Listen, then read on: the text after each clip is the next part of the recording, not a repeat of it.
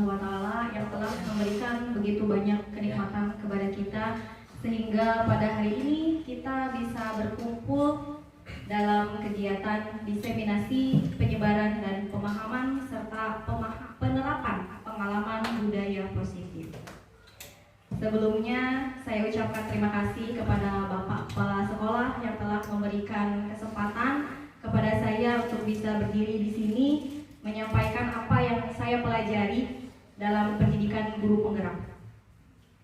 Saya mengucapkan terima kasih juga kepada Bapak Ibu guru hebat yang telah meluangkan waktunya untuk bisa sama-sama kita belajar. Saya berdiri di sini bukan berarti saya lebih tahu atau saya lebih pintar gitu ya, tapi di sini saya juga masih belajar dan kita bersama-sama untuk belajar mempelajari materi tentang budaya positif ini, di mana nanti tujuan akhirnya adalah untuk mewujudkan pendidikan yang berpihak pada murid. Baik, langsung saja untuk materi yang akan saya sampaikan. Ini berkaitan dengan modul 1.4, yaitu budaya positif.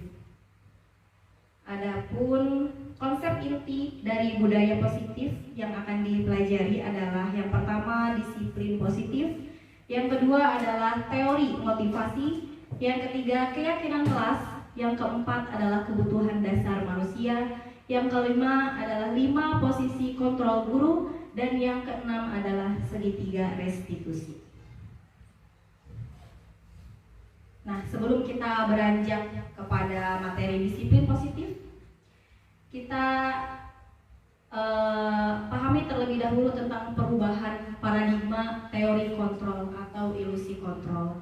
Selama ini kita berpikir atau mungkin beranggapan bahwa kita sebagai guru itu bisa mengontrol murid. Padahal di sini setiap orang, setiap individu itu punya kekuatan untuk mengontrol dirinya sendiri. Jadi bukan dikontrol oleh orang lain. Misalnya saja ketika kita menggenggamkan tangan kita, kemudian kita diminta oleh teman kita untuk membuka genggaman tangan kita. Mungkin akan ada dua hal. Kita bisa saja menuruti keinginan teman kita untuk membuka tangan kita, genggaman tangan kita, atau kita tetap mengepalkan tangan kita. Nah, kontrol untuk kita membuka tangan ataupun mengepalkan tangan kita itu ada pada diri kita sendiri. Gitu. Yang kedua, ilusi bahwa kritik dan membuat orang merasa bersalah mampu menguatkan karakter.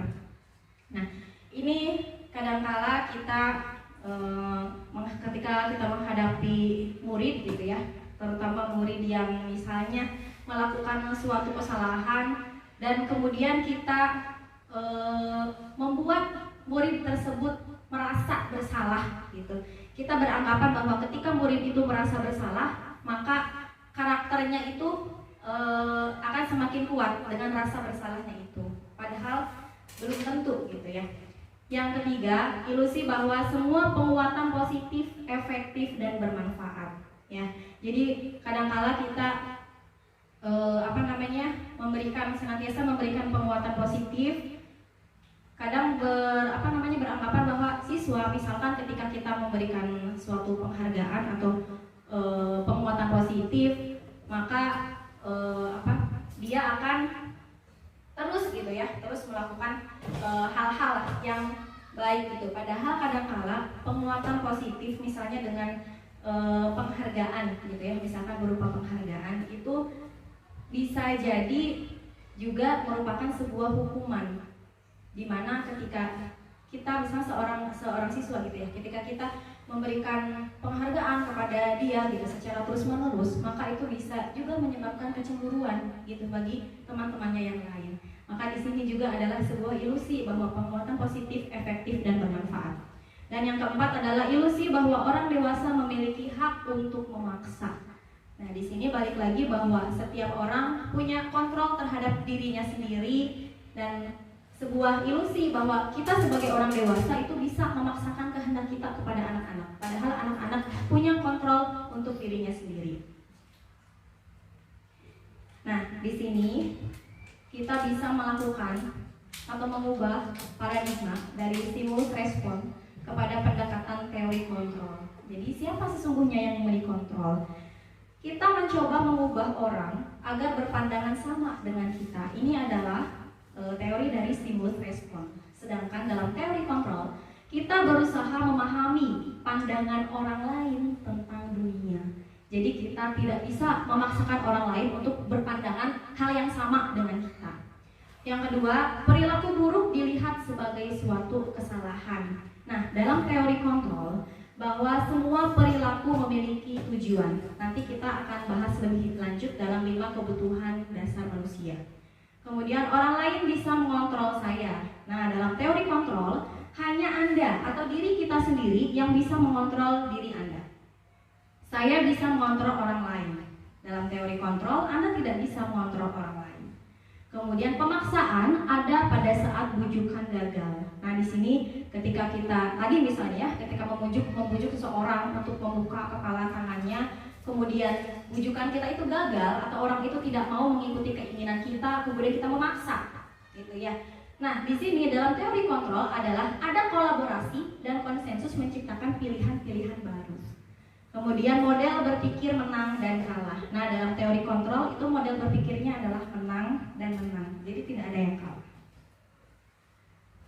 Nah, kita masuk kepada disiplin positif. Sebelum saya jelaskan, boleh kita sharing dulu ya. Apa yang ada di benak Bapak dan Ibu mengenai disiplin positif? Boleh, siapa yang mau berpendapat? Apa sih yang selama ini gitu? Kan kita sering mendengar kata disiplin gitu. Yang Bapak Ibu yakini disiplin itu bagaimana atau seperti apa? Peraturan yang menjurus ke hal-hal yang baik. Peraturan yang menjurus kepada hal-hal yang baik. Oke, ada lagi? Ada lagi? Selain peraturan? Ya, mangga. boleh Bu Yanti dan Bu Rizka. Mangga Bu Yanti. Menjalankan segala aturan, menjalankan segala aturan secara terus menerus. Bagus. Apalagi? Berkomitmen terhadap diri sendiri ya. Baik, jawaban yang sangat bagus sekali ya, sangat hebat. Terima kasih. Nah, di sini Diana Gassen dalam bukunya Restructuring School Discipline tahun 2001 menyatakan bahwa arti dari kata disiplin berasal dari bahasa Latin disiplin yang artinya belajar. Diana juga menyatakan bahwa arti asli dari kata disiplin ini juga berkonotasi dengan disiplin diri dari murid-murid Socrates dan Plato. Disiplin diri dapat membuat seseorang menggali potensinya menuju kepada sebuah tujuan, yaitu sesuatu yang dihargai dan bermakna. Disiplin diri berarti mereka bisa bertanggung jawab terhadap apa yang dilakukannya karena mereka mendasarkan tindakan mereka pada nilai-nilai kebajikan universal. Jadi dalam disiplin positif ini ada sebuah nilai-nilai kebajikan yang diyakini dalam diri kita bahwa itu adalah sebuah kebenaran yang harus dilakukan, gitu ya. Dan kita bertanggung jawab gitu, terhadap tindakan yang kita lakukan.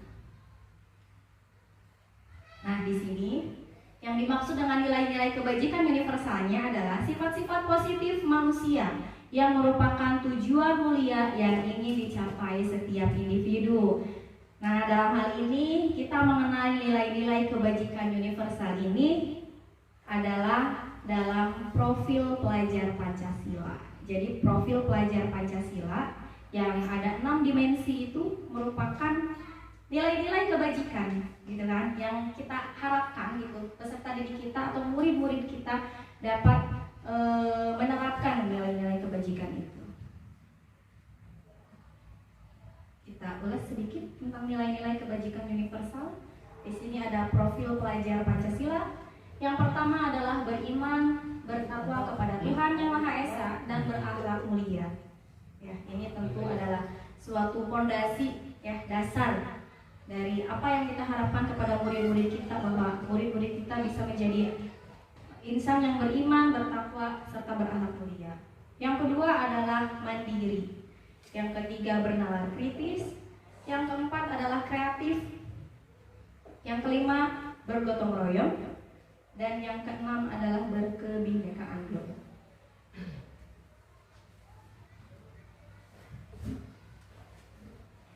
Nah, dari disiplin positif atau disiplin diri tadi, yang mana tadi bahwa disiplin diri itu bisa membuat kita belajar untuk bertanggung jawab gitu ya, dengan tindakan-tindakan yang kita lakukan, di mana di sini kita meyakini suatu nilai-nilai kebajikan.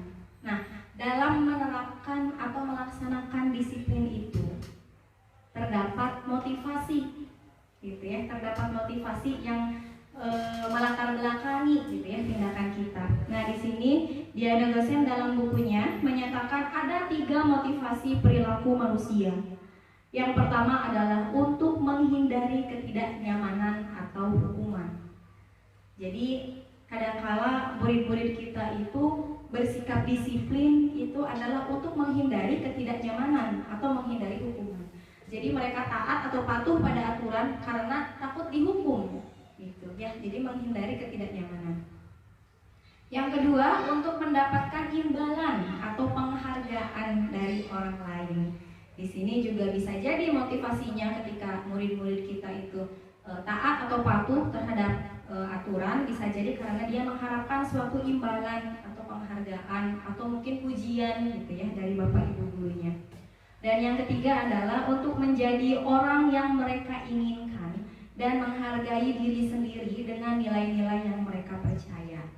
Nah, di sini untuk motivasi yang pertama dan yang kedua, yaitu untuk menghindari ketidaknyamanan atau hukuman dan untuk mendapatkan imbalan atau penghargaan dari orang lain, ini termasuk ke dalam motivasi eksternal ya, atau motivasi dari luar ya.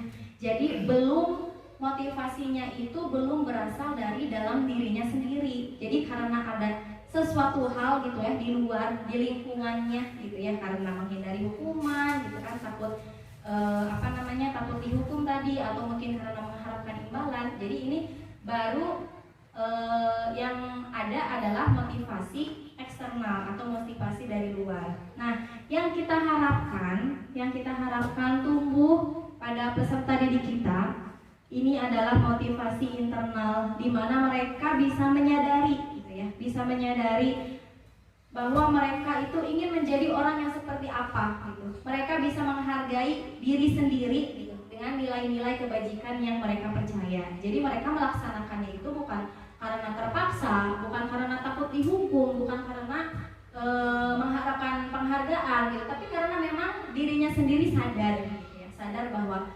ketika kita melakukan suatu kebajikan gitu, yaitu berarti kita sudah sesuai atau melaksanakan dengan apa yang kita yakini tentang nilai-nilai kebajikan.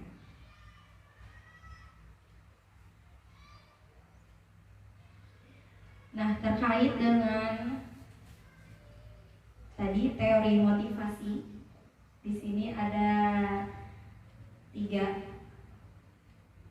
tentang hukuman, konsekuensi, dan restitusi. Terkait dengan hukuman, ini cirinya adalah tidak terencana atau tiba-tiba. Misalnya ketika murid datang terlambat misalnya, kemudian diberikan hukuman, misalnya lari lapangan 3 keliling misalnya, atau mungkin berdiri di depan kelas gitu, karena terlambat. Nah, ini jadi hukuman itu bentuknya tidak terencana atau tiba-tiba. Jadi istilahnya tidak ada aturan secara tertulis gitu ya. Yang kedua, murid tidak tahu apa yang akan terjadi. Jadi di sini ketika murid datang terlambat misalnya, murid itu masih dia bertanya-tanya gitu, aduh saya datang terlambat nih, kira-kira saya mau dihukum apa nih? Apakah hari lapangan, apakah berdiri di depan kelas, ataukah mungkin disuruh bersih-bersih gitu kan. Jadi murid tidak tahu apa yang akan terjadi ketika dia melanggar sebuah aturan atau melakukan kesalahan. Kemudian yang ketiga, adalah bersifat satu arah. Jadi di sini untuk hukuman itu bersifat satu arah karena hukuman itu diberikan oleh kita, gitu ya, oleh guru. Jadi tidak ada istilahnya diskusi dulu gitu ya dengan murid gitu ya. Kamu datang terlambat, kamu mau dihukum apa? Tidak. Jadi bersifat satu arah ini artinya kita langsung memberikan hukuman itu gitu kepada murid-murid kita.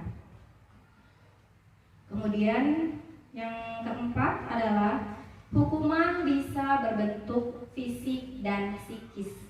Kalau fisik tadi contohnya ya, misalnya lari keliling lapangan atau mungkin berdiri di depan kelas. Nah, untuk psikis contohnya apa kira-kira?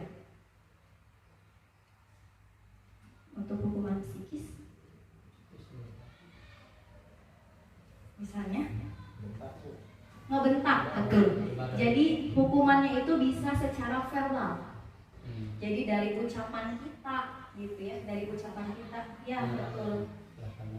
Iya gitu. Jadi misalnya ketika misalnya anak misalnya bajunya misalnya kotor gitu ya, misalnya itu kita bilang gitu, kamu ini jorok sekali misalnya gitu ya, kamu ini jorok sekali, bajunya nggak pernah dicuci misalnya. Dari kata-kata kita seperti itu bisa saja menjadi sebuah hukuman bagi anak itu gitu, bahwa dirinya itu dijudge atau dinilai sebagai anak yang jorok gitu. Nah, dan itu juga sama berbahayanya ya. Jadi hukuman secara psikis ini juga sama berbahayanya, di mana ini ketika nanti jangka panjang bisa saja si anak itu akan selalu mengingat gitu ya, misalkan ibu ini dulu waktu SD pernah memarahi saya atau pernah menyebut saya anak yang jorok. Itu akan selalu teringat gitu ya sampai ketika mereka dewasa, dan ini yang berbahaya. Kemudian selanjutnya kita bedakan antara hukuman dengan konsekuensi. Di mana di sini kalau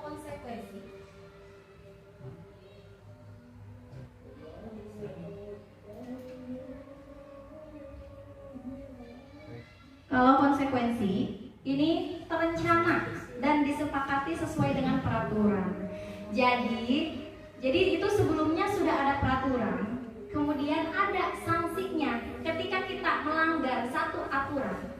Kemudian ada sanksinya, maka itu disebut dengan konsekuensi. Ya, jadi konsekuensi itu dibuat ketika kita membuat peraturan, kemudian jika dilanggar sanksinya adalah seperti ini. Nah, itu termasuk. Nah, betul. Itu jadi disepakati, ada kesepakatan. Kemudian sudah jelas sanksinya. Jadi tidak secara tiba-tiba seperti tadi. Ya udah, kamu sekarang terlambat, ibu hukum lari di lapangan misalnya gitu. Tapi sudah jelas, misalnya ketika tadi anak yang datang terlambat misalnya, bolehkan masuk, tapi nanti ketika jam istirahat misalnya dipotong waktu istirahatnya untuk menggantikan dia mengerjakan tugas yang tadi ketinggalan, misalnya seperti itu. Jadi sudah jelas gitu ya. Ketika kita melanggar aturan, maka ada sanksinya. Kemudian di sini murid tetap dibuat tidak nyaman. Nah, di sini sama dengan hukuman. Ini persamaannya adalah murid tetap dibuat tidak nyaman gitu. Kemudian guru bersifat memonitoring murid, di mana di sini jadi guru selalu memonitor murid apakah murid itu melanggar peraturan atau tidak. Apakah murid itu sudah melaksanakan aturan atau belum. Nah, perbedaannya dengan restitusi, di sini restitusi adalah proses menciptakan kondisi bagi murid untuk memperbaiki kesalahannya.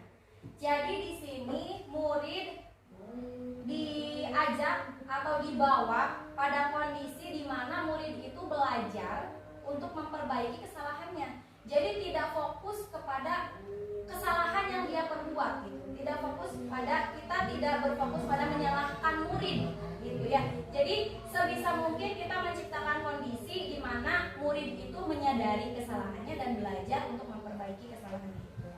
Kemudian restitusi ini juga merupakan proses yang mengajarkan murid mencari solusi dari kesalahan yang diperbuat. Jadi di sini dalam restitusi itu bukan suatu paksaan. Jadi kita berdialog dengan murid ketika murid melakukan kesalahan. Nah, kita berikan kesempatan kepada murid untuk mencari solusi dari kesalahan yang dia perbuat. Jadi bukan hanya sekedar untuk menebus kesalahan. Jadi di sini restitusi ini bukan menebus, bukan suatu tindakan untuk menebus kesalahan. Kalau misalkan kita hanya fokusnya ketika anak melakukan kesalahan, kemudian dia menebus kesalahan itu, gitu ya, dia menebus kesalahan itu, maka bisa saja di kemudian hari kesalahannya itu bisa terulang lagi, dan karena dia berpikirnya nanti juga ada paling disuruh ini, nanti kalau saya melakukan ini paling juga disuruh menebus kesalahannya disuruh ini, gitu. Jadi nanti bisa saja kalau misalkan menebus kesalahan itu tindakannya akan terulang kembali, dan bisa jadi juga akan menimbulkan rasa dendam, rasa marah gitu, karena dia merasa tidak adil gitu ya, karena dia merasa tidak adil harus menebus gitu ya dari kesalahannya itu gitu. Jadi akhirnya timbul hubungan yang tidak baik. Kemudian restitusi juga adalah proses yang membantu murid menjadi lebih memiliki tujuan, kemudian memiliki disiplin positif dan memulihkan dirinya setelah berbuat kesalahan. Jadi tadi kembali lagi bahwa kita tidak berfokus untuk menyalahkan, ya, menyalahkan kesalahan murid, tapi bagaimana caranya kita menciptakan kondisi agar murid bisa belajar dari kesalahan yang dia perbuat agar bisa membentuk, ya, membentuk karakter yang lebih baik, gitu ya, membentuk karakter yang lebih baik, memulihkan situasi yang tadinya dia sudah berbuat kesalahan itu, dia menyadari sehingga dia menjadi atau tumbuh dengan karakter yang lebih kuat.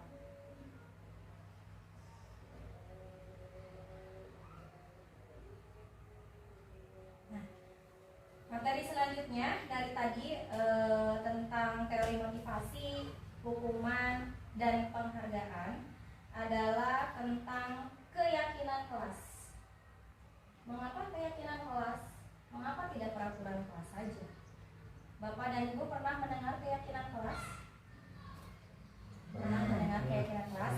Ya, pernah ya, pasti pernah mendengar tentang keyakinan kelas. Ya, jadi dipajang. Sudah dibuat keyakinan kelasnya ya? Iya, betul. Sudah dibuat dan sudah dipajang. Nah, di sini mari kita perhatikan.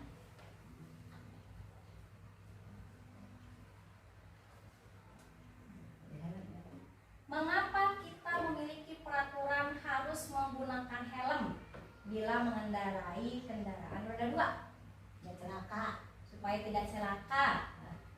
Tidak ditilang. Supaya tidak ditilang. Apalagi? Apalagi? Melindungi kepala. Melindungi kepala. Apalagi? Paling ada. Apalagi? Intinya apa? Untuk apa berarti kita menggunakan Keselamatan. Untuk keselamatan. Ini adalah keyakinan yang kita yakini bahwa ketika kita menggunakan helm saat berkendara, berarti kita sudah menunjukkan gitu ya, atau melaksanakan keyakinan kita bahwa itu adalah untuk keselamatan kita sendiri gitu ya. Yang kedua, mengapa kita memiliki peraturan harus datang tepat waktu pada saat mengikuti pelatihan? Kenapa? Agar tidak ketinggalan materi. Supaya tidak ketinggalan materi. Sampai diberi ongkos. Supaya diberi ongkos. Malu datang terlambat. Malu. Ada rasa malu ketika kita datang terlambat. Apalagi berkaitannya dengan apa nilai kebajikannya kalau datang tepat waktu?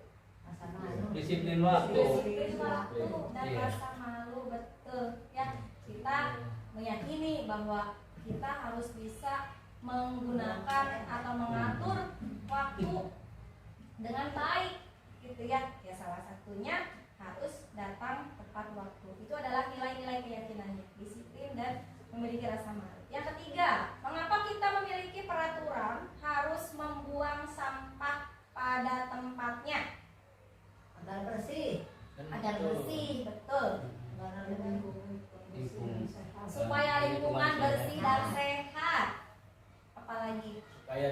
tong sampah terpenuhi. Supaya tong sampah memiliki tugas Iya, kan untuk memiliki menampung tugas yang sampah. tepat. Iya, benar. Supaya dapat tugasnya. Iya, betul ya. Jadi nilai kebajikannya apa? Membiasakan hidup bersih. Iya, kebersihan dan kesehatan ya. Mengapa kita memiliki peraturan harus membuang sampah? Nah, di sini untuk mendukung motivasi intrinsik kembali kepada nilai-nilai atau keyakinan-keyakinan yang akan lebih menggerakkan seseorang dibandingkan mengikuti serangkaian peraturan-peraturan. Jadi kalau kita sudah meyakini bahwa itu adalah sebuah nilai-nilai kebajikan yang harus kita terapkan, yang akan bermanfaat untuk diri kita sendiri, maka itulah yang akan memunculkan motivasi intrinsiknya, gitu ya. Tadi kalau misalkan tidak menggunakan helm karena takut ditilang, tapi maksudnya internal atau eksternal? Kalau takut ditilang, Karena ya pasti dari luar Dari kan? luar, Ya, eksternal. tapi kalau misalnya menyadari ketika kita bahwa itu adalah untuk keselamatan, berarti kita sudah memiliki motivasi internal. Ya, begitu juga tadi ketika datang tepat waktu, ya karena kita merasa malu jika kita terlambat, gitu ya. Terus kita juga menyadari bahwa kita harus disiplin gitu terhadap waktu. Nah, itu berarti termasuknya ke dalam sudah menunjukkan adanya motivasi internal atau motivasi intrinsik. Ya. Ini yang diharapkannya. Nah, di sini berkaitan dengan tadi, dengan mengapa harus keyakinan, mengapa bukan peraturan. Mari kita bedakan. Yang pertama di kotak sebelah kanan ya, datang tepat waktu dan mengucapkan salam, kemudian menjaga kebersihan sekolah, berdoa sebelum dan sesudah belajar, aktif dalam pembelajaran, kemudian yang terakhir adalah tertib. Kita bandingkan dengan yang sebelah kiri. Kami guru dan murid yang saling menyayangi. Kami murid yang semangat belajar. Kami murid yang peduli dengan teman-teman. Yang mana yang merupakan keyakinan? Yang sebelah kanan atau kiri? Kiri kan? Kiri. ayah konek Kiri. itu. Yakin. Yakin. Yakin, sebelah kanan. Sebelah Sebelah kiri kiri. atau sebelah kanan? Yang kanan. Sebelah kanan. Kiri, kanan Pak Ade. Orang makan. Yang kanan. Tangan dulu. Yang kanan. Kenapa tidak sebelah kiri? Peraturan. Nah, betul. Kalau yang di sebelah kiri itu adalah aturannya, gitu ya, peraturannya harus datang tepat waktu, mengucapkan salam ketika datang, menjaga kebersihan sekolah, gitu ya. Itu adalah peraturan-peraturannya. Nah, di sini keyakinannya, gitu. Kami guru dan murid yang saling menyayangi. Di sini ada nilai kebajikan. Nah, ada nilai-nilai kebajikannya yaitu adalah saling menyayangi. Kemudian kami murid yang semangat belajar. Kami murid yang peduli dengan teman-teman. Ini adalah keyakinan yang mengandung nilai-nilai kebajikan. Kita cek jawabannya. Jadi yang pertama ini adalah peraturan atau kesepakatan. Sedangkan yang sebelah kanan adalah keyakinan. Nah, lalu bagaimana caranya untuk membentuk keyakinan kelas? Nah, di sini keyakinan kelas yang pertama adalah bersifat abstrak. Jadi tadi ada nilai-nilai kebajikannya yang ditunjukkannya, gitu ya, apakah saling menyayangi, saling menghormati, disiplin, gitu. Kemudian berupa pernyataan universal. Nah, di sini misalnya ketika kita akan membuat suatu keyakinan kelas, gitu ya, kita berikan kesempatan kepada anak-anak untuk menuliskan pernyataan, gitu ya, untuk menuliskan pernyataan. Kalau saya gitu ya kepada anak-anak gitu, ketika membuat keyakinan kelas itu, saya tanyakan kelas seperti apa yang kalian inginkan, atau kelas seperti apa yang kalian impikan, gitu. Kalau misalkan misalkan untuk di kelas tinggi mungkin bisa diberi apa namanya sticky note gitu ya, dikasih kertas kecil yang ada lemnya gitu.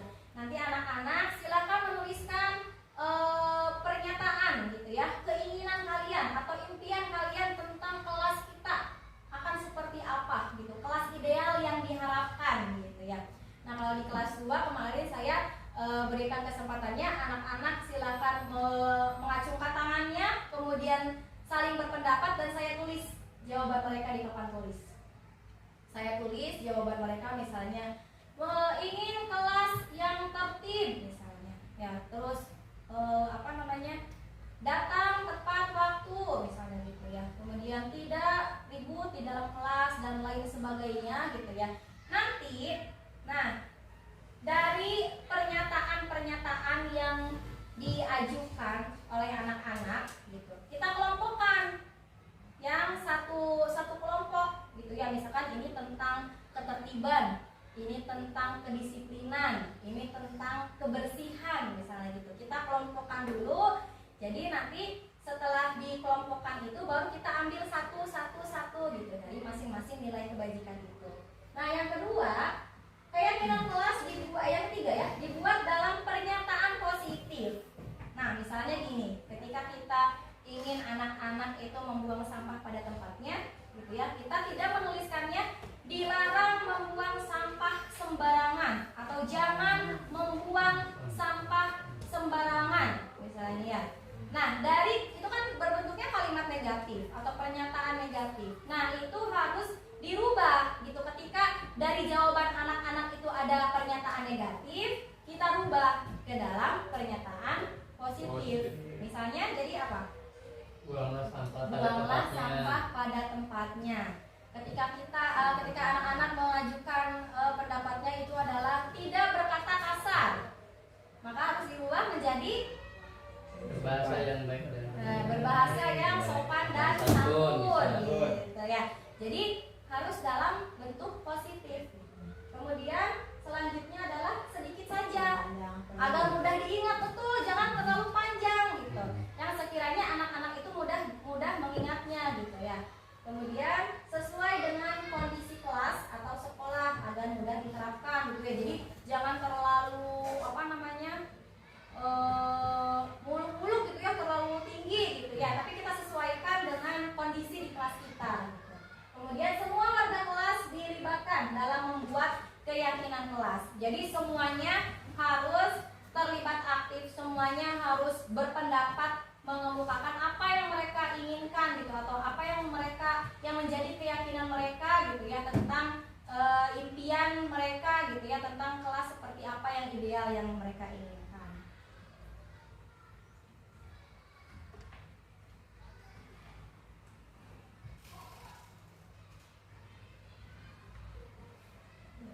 Kemudian di sini ada 5 kebutuhan dasar manusia.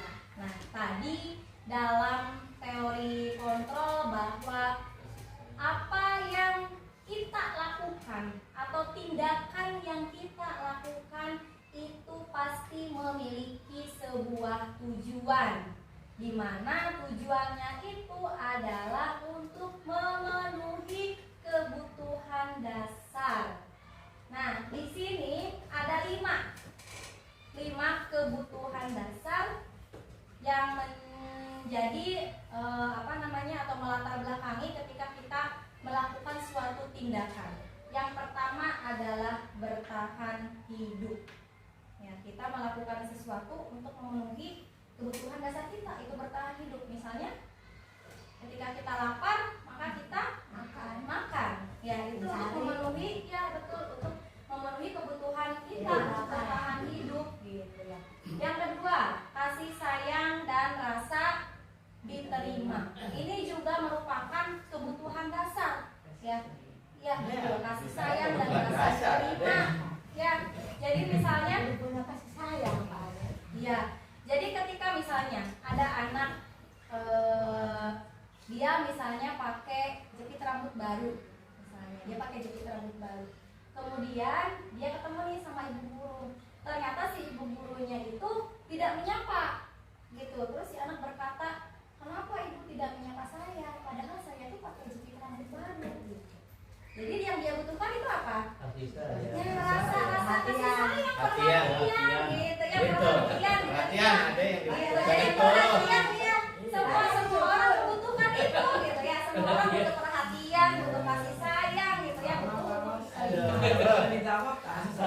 betul banget ya.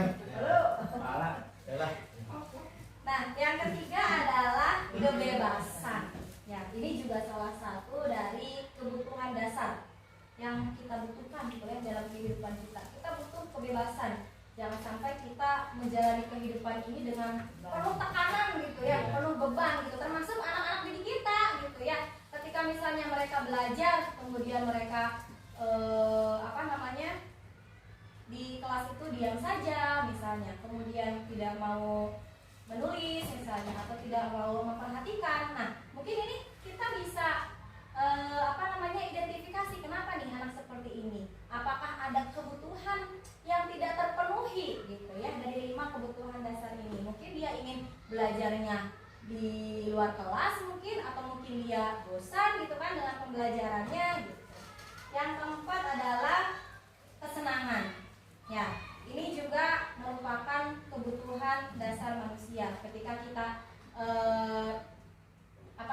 bisa punya teman-teman yang banyak gitu ya, teman-teman yang lingkungannya yang baik gitu ya, maka di sini kesenangan gitu ya, kebutuhan kesenangan kita bisa terpenuhi gitu. Kemudian kebutuhan penguasaan. Ya, jadi di sini kaitannya, jadi setiap orang itu memiliki kebutuhan untuk bisa menguasai gitu ya. Ya, nah di sini seluruh tindakan manusia memiliki tujuan tertentu. Semua yang kita lakukan adalah usaha terbaik kita untuk mendapatkan apa yang kita inginkan. Ketika kita mendapatkan apa yang kita inginkan, sebetulnya saat itu kita sedang memenuhi satu atau lebih dari satu kebutuhan dasar kita ya, dari yang dimiliki bertahan hidup, kasih sayang dan rasa diterima, kebebasan, kesenangan dan penguasaan.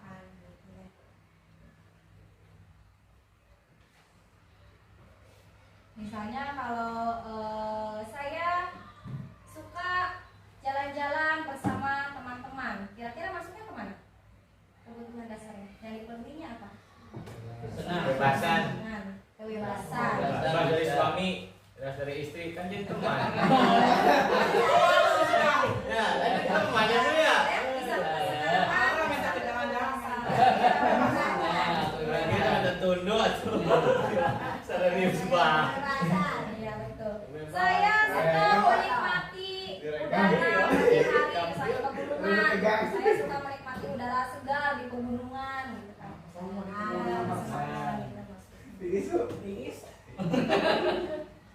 Nah, di sini semua orang senantiasa berusaha untuk memenuhi kebutuhannya dengan berbagai cara. Bila mereka tidak bisa mendapatkan kebutuhannya dengan cara yang positif, mereka akan mencoba mendapatkannya dengan cara yang negatif. Ya, jadi perilaku yang negatif itu bisa juga disebabkan tadi karena ketika dia ingin memenuhi kebutuhannya dengan cara yang positif, tapi ternyata nggak bisa gitu. Akhirnya dilakukan dengan cara yang negatif gitu, yang bisa jadi melanggar aturan gitu ya. Boleh, tidak boleh. Tidak boleh.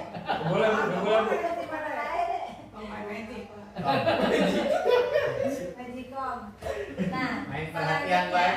Perhatian baik. ada 5 posisi kontrol guru. Ada kontrol makanan. Ada sebagai penghukum, pembuat rasa bersalah, posisi teman, posisi pemantau, dan posisi manajer. Kira-kira selama ini gitu, kalau kita merefleksikan, kira-kira kita ada di posisi mana nih? Hukum ya. Biasanya kita ada di posisi mana? Di penghukum, Pemantau. teman, pemantau, atau manajer? Kadang jadi teman sampai ngobrol cerita. Kadang Ada teman, kadang juga sebagai penghukum, gitu ya. Kadang sebagai pembuat rasa bersalah, gitu ya. Di manajer Iya, jadi dari kelima ini bisa saja kita berada dalam posisi yang banyak satu, gitu ya. Jadi kadang jadi penghukum, kadang jadi teman, kadang jadi pemantau, ngobrol di teman. iya, dan seterusnya. Nah, di sini ada contoh kasus.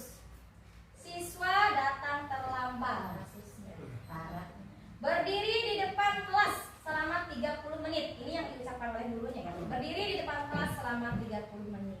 Maka ini adalah contoh kalimat yang dilakukan oleh guru ketika dia memposisikan dirinya sebagai penghukum. Nah, jadi tanpa mencari tahu alasannya gitu ya. Kemudian ini dalam posisi penghukum juga cirinya bisa jadi dengan nada suara yang tinggi, membentak gitu ya, atau mungkin bisa jadi sampai menunjuk-nunjuk gitu ya. Kemudian langsung gitu ya, langsung secara spontan. Tadi ciri hukuman juga ya, jadi memberikan sebuah hukumannya gitu. Kamu berdiri di depan kelas selama 30 menit karena kamu terlambat. Padahal kita tidak tahu gitu ya alasannya dia terlambat kenapa. Kalau ditanya, Ya betul. Harusnya Boleh, ditanya boleh. dulu gitu ya. tidak masuk. Yang kedua adalah pembuat rasa bersalah. Nah, di sini harus berapa kali ibu mengingatkanmu, kamu selalu mengecewakan ibu.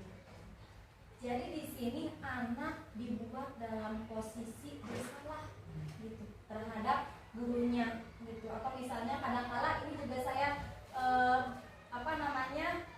sesekali melakukan ini gitu ya kepada murid ketika misalnya murid tidak mau mendengarkan gitu ya, tidak mau memperhatikan gitu ya. Kadang kamu kenapa selalu tidak mau memperhatikan kalau ibu bicara gitu, ibu sudah capek-capek menjelaskan, kamunya tidak mau diam, kamunya. Nah, itu kalimat-kalimat seperti itu akan membuat anak menjadi merasa bersalah gitu ya. Akan menumbuhkan identitas yang gagal bahwa saya ini orang yang bersalah, saya sudah mengecewakan ibu, saya sudah membuat ibu guru saya itu sudah capek-capek mengajar, tapi saya itu di sini posisi kontrol guru adalah sebagai pembuat rasa bersalah. Kemudian yang ketiga, di posisi teman, di sini guru memposisikan dirinya sebagai teman, di mana nada bicaranya itu seperti kepada teman gitu, jadi sambil tersenyum gitu ya, kadang-kala sambil bercanda gitu ya, kamu ini masih saja datang terlambat, ayolah nurut sama ibu, kali ini tidak apa-apa, tapi besok-besok jangan diulangi lagi ya. Jadi kita memposisikan diri sebagai teman gitu ya, jadi memposisikan diri sebagai teman gitu, jadi tidak langsung menghakimi gitu ya, tidak langsung menghakimi anak-anak kita gitu ya. Pertanyaan dia teman, kamu dari mana dulu? Nah, gitu. Jadi dari nada bicaranya juga sudah berbeda gitu ya, antara guru, pembuat rasa bersalah dan juga teman gitu. Nah, yang keempat adalah kamu sudah melanggar aturan. Sudah tahu kan apa konsekuensinya? Ketika istirahat, kamu tinggal di kelas dulu selama 15 menit untuk mengerjakan tugas yang tertinggal. Ini adalah salah satu contoh pernyataan yang dinyatakan ketika kita berada pada posisi pemantau. Jadi seorang pemantau itu selalu kembali kepada aturan, selalu kembali pada konsekuensi. Ketika anak melakukan kesalahan, maka akan ada konsekuensinya. Gitu. Jadi selalu berpegang pada konsekuensi. Jadi ketika anak berbuat kesalahan, berarti konsekuensinya ini. Gitu. Jadi berdasarkan aturan, gitu ya, berdasarkan aturan yang sudah disepakati sebelumnya. Nah, yang terakhir adalah posisi manajer. Di sini kalimat yang diucapkannya adalah, apakah kamu tahu apa kesalahanmu? Bagaimana kamu akan memperbaiki kesalahanmu itu? Jadi tadi misalnya ketika siswa datang terlambat, tanyakan dulu, gitu ya. Misalnya kamu tahu masuk sekolah itu jam berapa? Misalnya jam 7. Jadi kesalahan kamu apa? Saya datang terlambat 15 menit. Jadi anak dengan sendirinya menyadari bahwa dia itu berbuat suatu kesalahan. Nah, tapi di sini fokusnya tidak kepada kesalahan itu dan menyalahkan gitu ya, menyalahkan dari apa yang anak perbuat, tapi kita tanyakan bagaimana kamu akan memperbaiki kesalahanmu itu. Jadi ada diskusi, ada dialog antara guru dengan murid untuk memperbaiki kesalahannya. Jadi kita tanya dulu, kenapa kamu datang terlambat? Gitu. Misalnya bangunnya kesiangan. Gitu. Jadi apa yang bisa kamu lakukan? Nah, misalnya disuruh dulu sama mama misalnya gitu ya. Nanti apa misalkan yang bisa kamu lakukan untuk memperbaiki kesalahan? Nah, mungkin kita kan berharap anak bisa berpikir gitu ya, berpikir kira-kira besok supaya tidak terlambat, supaya bangunnya nggak kesiangan gimana. Mungkin bisa saja memasang alarm, tidurnya lebih awal, kemudian pasang alarmnya lebih pagi misalnya gitu, atau minta ke mama bangunkan jam sekian mas supaya nggak kesiangan misalnya gitu. Jadi kita berikan kesempatan kepada anak untuk memperbaiki gitu ya, memperbaiki kesalahan yang dia perbuat, ketimbang kita fokus menyalahkan atau fokus pada kesalahan yang dia perbuat. Nah sekarang yang pertama, saya kecewa sekali dengan kamu. Kira-kira ini posisi kontrol apa? Apa tadi ada pembuat rasa bersalah, teman, pemantau dan manajer. Pembuat rasa bersalah. Yakin? Kita cek. Tuh, betul. Ya. Kalimat, contoh kalimat yang diucapkan ketika posisinya sebagai pembuat rasa bersalah. Saya kecewa sekali dengan kamu. Selanjutnya, kamu ini begitu saja tidak bisa, selalu saja salah. Memantau. Lama. Ada jawaban lain? Kalau yang lain ternyata masalah Memantau. Membuat Oh, rasa penghukum. bersalah. Penghukum. Hukuman. Manajer. Nanti kita lihat jawabannya. Dicek. Penghukum. Oh, Kenapa penghukum? Kenapa penghukum? Coba. itu baik, salah baca salah. Kamu ini begitu saja tidak bisa. Oh, mantap. Bisa. Selalu saja salah. Selalu, selalu. Nah, menjudge anak bahwa anak itu tidak bisa, Bisa. bahwa anak itu selalu salah. Nah, ini berarti hukumannya secara psikis, secara verbal gitu ya. Ini sebagai penghukum. Yang ketiga, kamu tidak akan mendapatkan nilai jika kamu tidak mengerjakannya. Memantau. Ada lagi? Hukum. Ada lagi? Ada lagi? Oke, kita cek.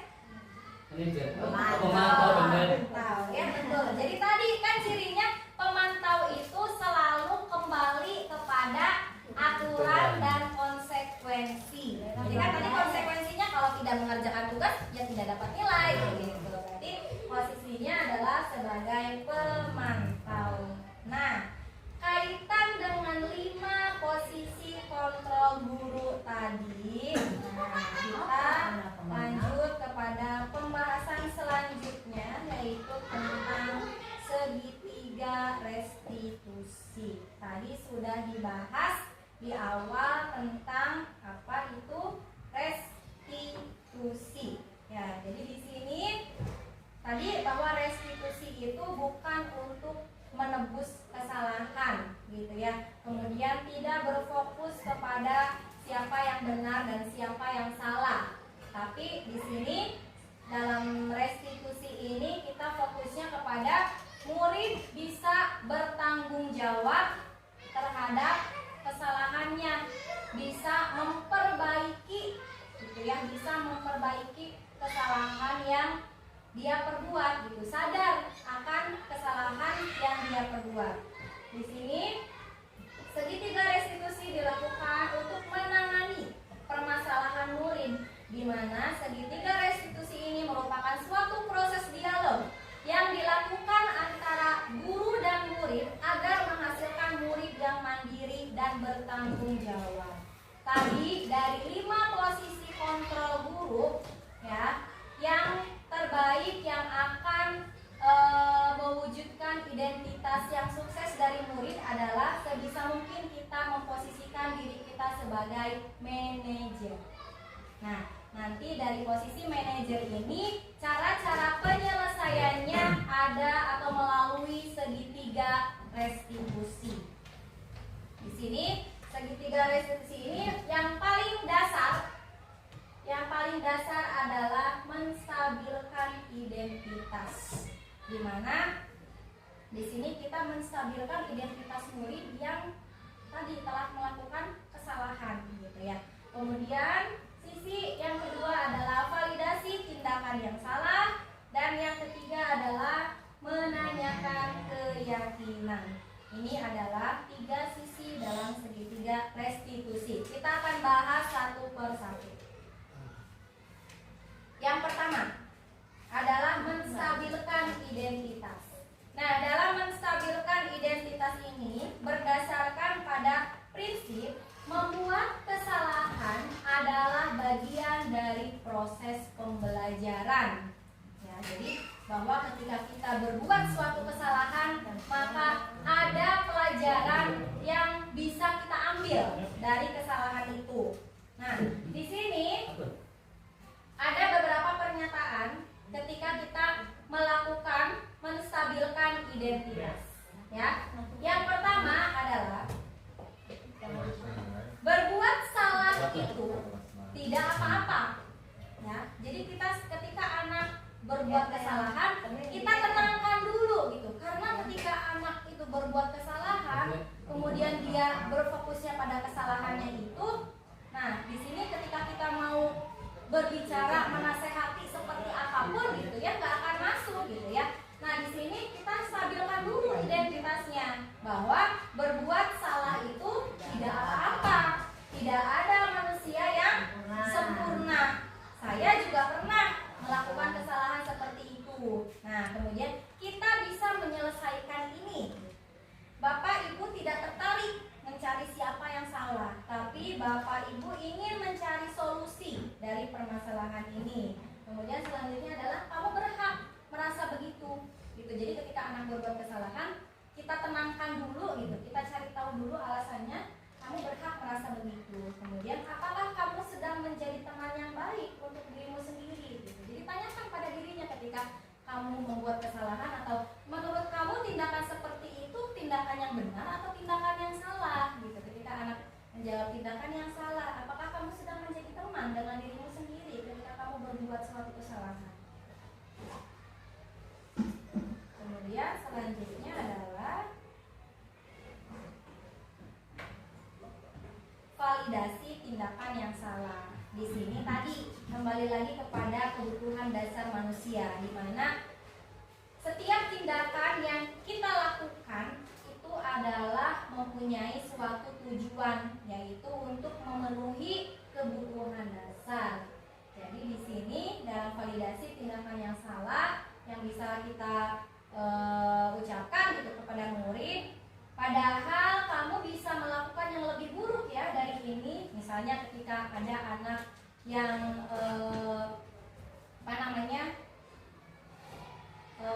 saling mengejek gitu ya, misalnya saling mengejek, kemudian hampir berantem gitu ya, kemudian kita bilang padahal kamu bisa saja melakukan hal yang lebih buruk dari ini, kamu bisa saja memukul gitu ya, tapi kamu sudah menahan itu gitu, dan kamu pasti punya alasan untuk melakukan itu. Jadi kita meyakinkan murid kita bahwa kita tuh tahu bahwa kamu berbuat kesalahan itu pasti ada alasannya. Kemudian kamu patut bangga pada dirimu sendiri karena kamu telah melindungi sesuatu yang penting buatmu. Kamu boleh mempertahankan sikap itu, tapi kamu harus menambahkan sikap yang baru. Maksudnya di sini kita seperti atau seolah memberi pilihan bahwa itu boleh saja dilakukan, tapi sebetulnya ada cara lain yang lebih baik gitu ya untuk mengatasi hal itu. Nah, selanjutnya adalah menanyakan keyakinan. Nah, di sini menanyakan keyakinan ini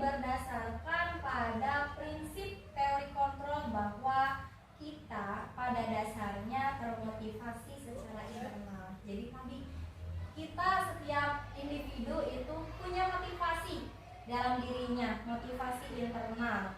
Nah, di sini kita upayakan untuk menumbuhkan motivasi internal itu. Di sini misalnya dengan menanyakan apa yang kita percaya ya sebagai kelas atau keluarga. Jadi kita tanyakan, kita punya keyakinan kelas bukan? Misalnya gitu. Apa keyakinan kelas kita? Itu nanti dihubungkan dengan kesalahannya dia gitu. Kemudian apa nilai-nilai umum yang kita telah sepakati. Jadi pokoknya kita tanyakan terkait dengan keyakinan kelas. Selanjutnya apa bayangan kita tentang kelas yang ideal? Kamu mau jadi orang yang seperti apa? Nah, ini penting. Kita tanyakan kamu mau jadi orang yang seperti apa supaya anak itu punya gambaran bahwa apakah melakukan ini adalah suatu yang benar. Ketika kita nanti suatu saat nanti kita mau jadi orang yang seperti apa gitu. Nah, di sini untuk contoh dari penerapan segitiga restitusi, ini ada contoh yang saya lakukan dalam aksi nyata.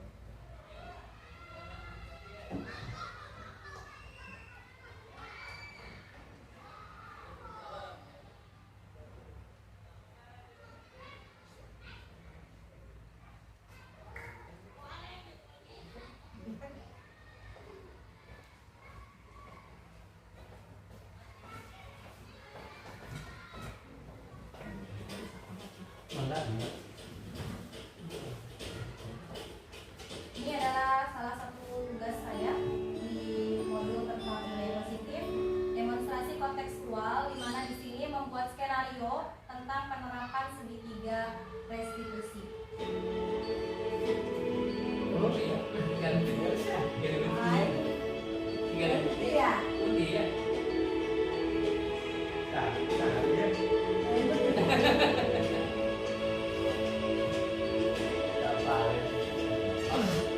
Banget.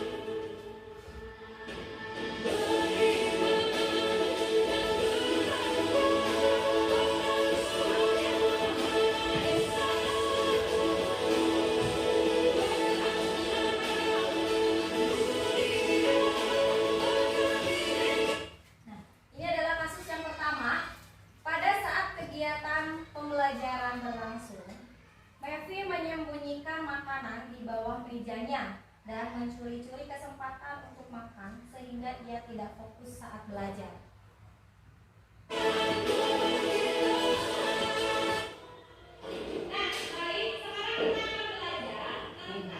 Satu dua. Ibu punya uang berapa ini? Itu sebenarnya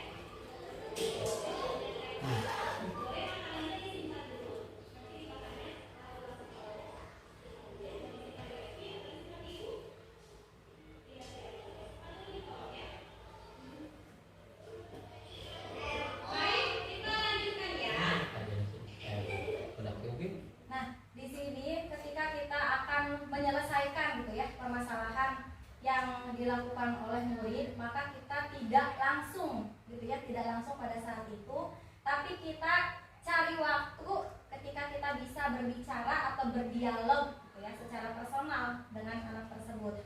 Nah, ini ketika pulang sekolah saya memanggil Mevi untuk membicarakan kesalahan yang tadi. Bisa actingnya budaknya. Meti. Mepi. Meti. Mepi pas sama Met. MMP. Beda nantinya. Namanya pipi. Oh gitu. Beda, lain Meti.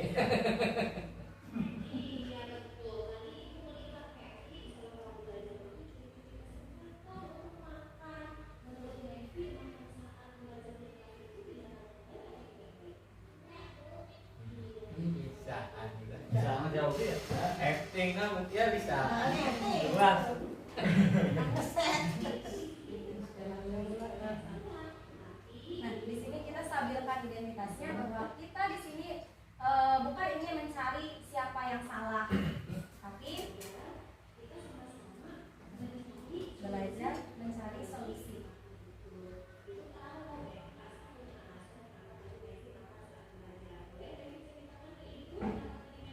Bening apa lah?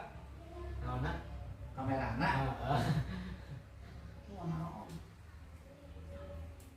Apa rasanya bu? Apa? Kebagian jam. Kadang-kadang antri. Ya betul. Ini tadi Alasannya- alasannya alasannya karena pasti. antri. Ya. Ya, di tukang jualannya katanya Makan. antri. Jadi pas keburu masuk Belum belum dimakan. Makan. Kira-kira kebutuhan dasar apa yang ingin dipenuhi? Bertahan Kan hidup. hidup.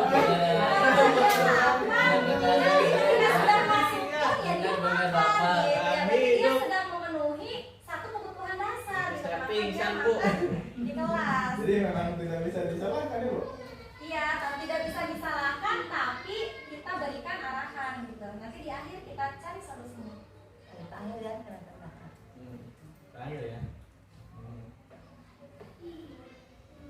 Lu milih apa?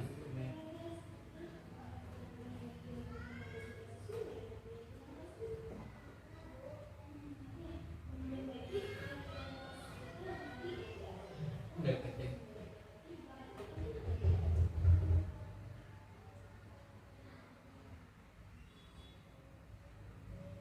Nah, di sini tanyakan tentang keyakinan kelas dan mengapa kita harus melaksanakan keyakinan kelas itu.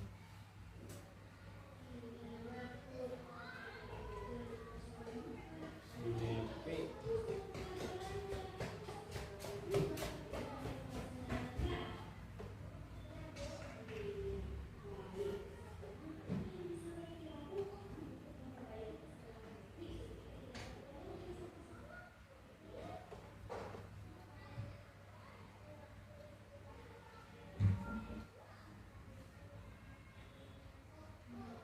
Nah, katanya ini jawabannya, apa yang bisa lakukan untuk memperbaiki kesalahan? Katanya ketika istirahat, ya digunakan waktunya untuk istirahat gitu ya, untuk jajan gitu, untuk makan. Kemudian kita berikan arahan juga gitu ya, karena kan kalau masih kecil mungkin anak belum bisa berpikir yang terlalu jauh. Kita berikan arahan juga bahwa ketika kalau memang makanannya belum habis, maka makanannya simpan dulu gitu, atau kalau mau habiskan dulu di luar gitu ya, habiskan dulu di luar baru masuk ke kelas, atau simpan dulu nanti ketika sudah selesai pembelajaran bisa dihabiskan. Ada pedagang yang tidak antri, dagang kosong. Bisa bikin kantin Pak. Ada yang mau beli cireng.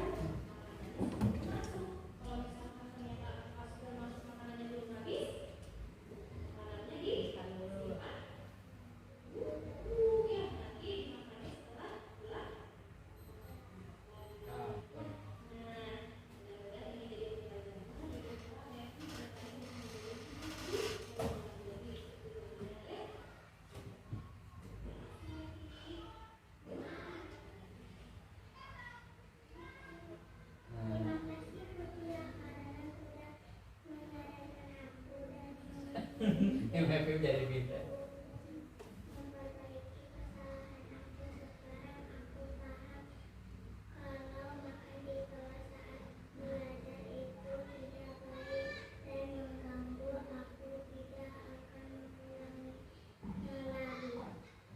Terima kasih. Jadi itu tadi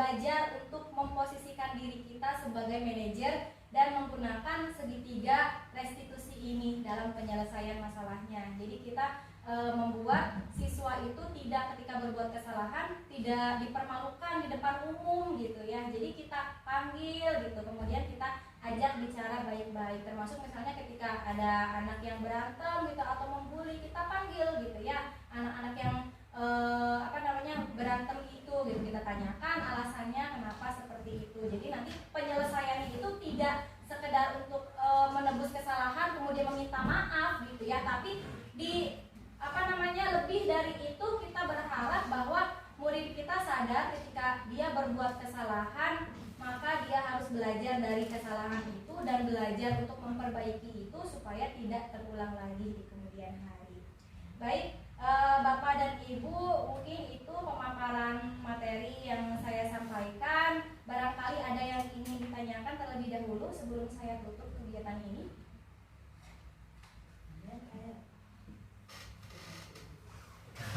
Siap. Sudah cukup? Iya. Alhamdulillahirabbil alamin.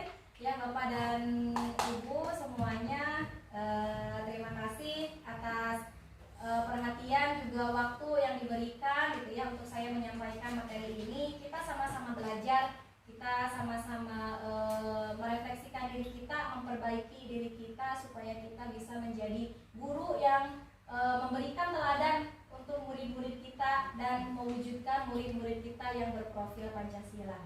Terima kasih atas perhatiannya. Mohon maaf atas segala kekurangannya. Wassalamualaikum warahmatullahi wabarakatuh. Waalaikumsalam.